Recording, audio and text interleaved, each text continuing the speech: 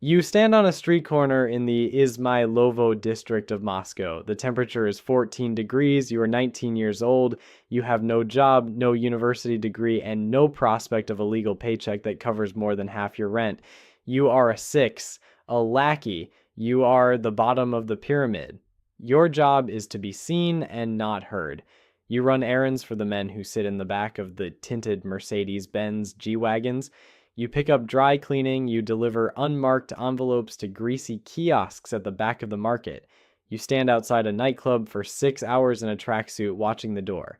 You do not know what is in the envelopes, you do not know who is in the club, you do not ask questions. To ask a question is to admit you are a liability. You get paid in crumbs, 500 rubles here, a stale sandwich there, your value is zero. If the police raid the warehouse, you are the one they tackle. If a rival gang drives by with a Makarov, you are the one who eats the lead. You are disposable. Like, you stay because you want to be someone. You stay because the men in the cars have gold watches and respect. You stay because the alternative is starving in a gray apartment block. You are 21. You have survived 2 years of the street. You have proven you can keep your mouth shut. You are now a fighter.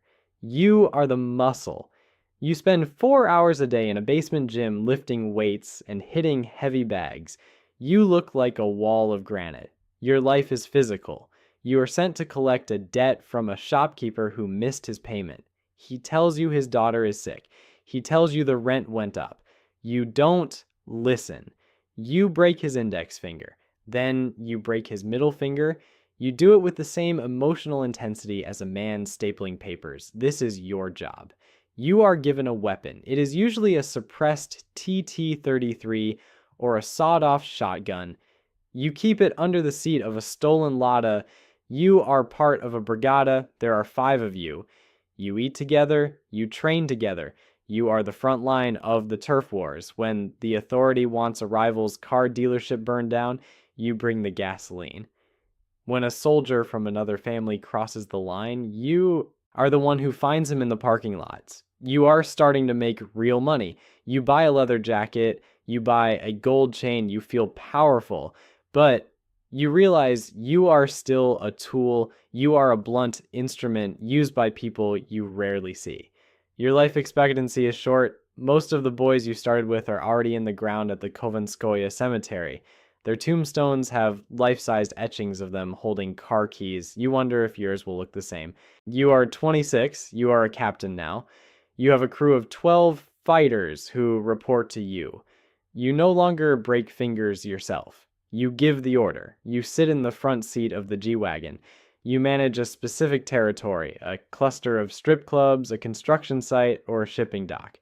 You understand the obchak, the common fund, that every week you collect the tribute from your businesses, you take your cut, you give your men their cut, the rest goes up the chain.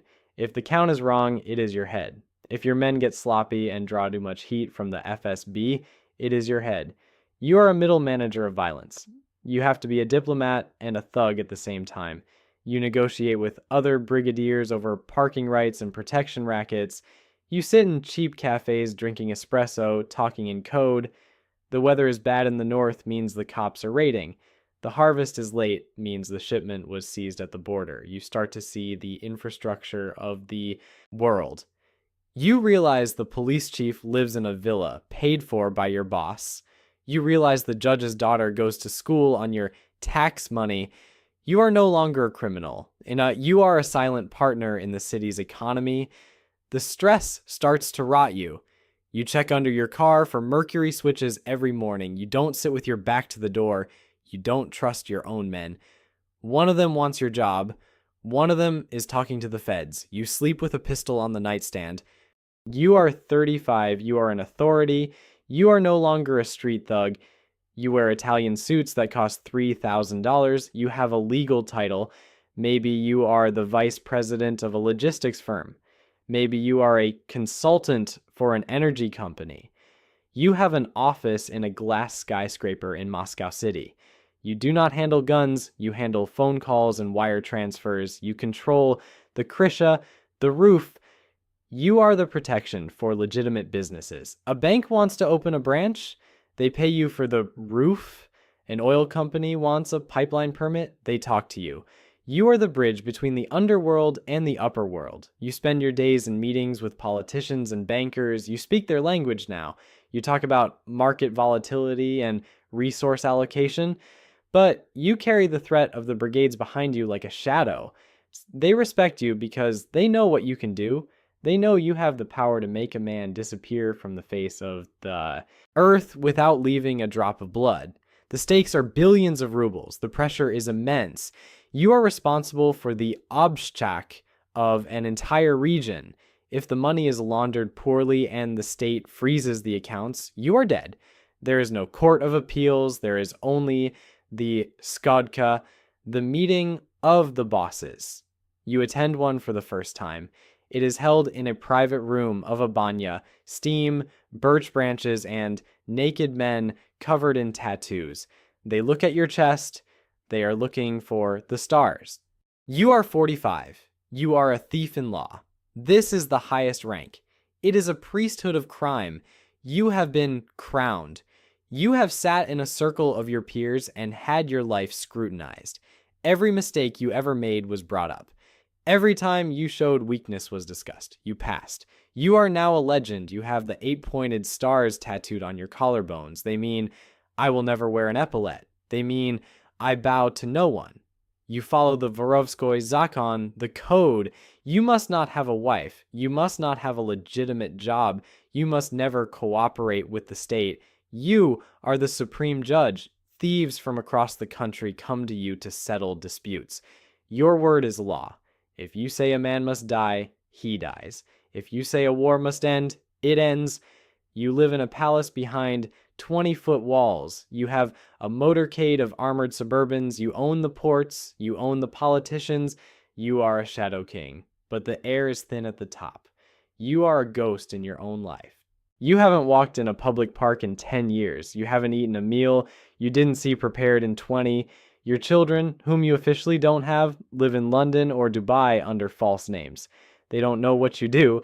They just know the money never ends. You look at the younger generation, the new Russians. They don't care about the code. They don't care about the traditions. They just want the money. They look at you like a dinosaur. You realize the system you built is moving past you. You are 60. If you are alive, you are a miracle of math. You have spent a total of 15 years in various penal colonies. Your health is failing.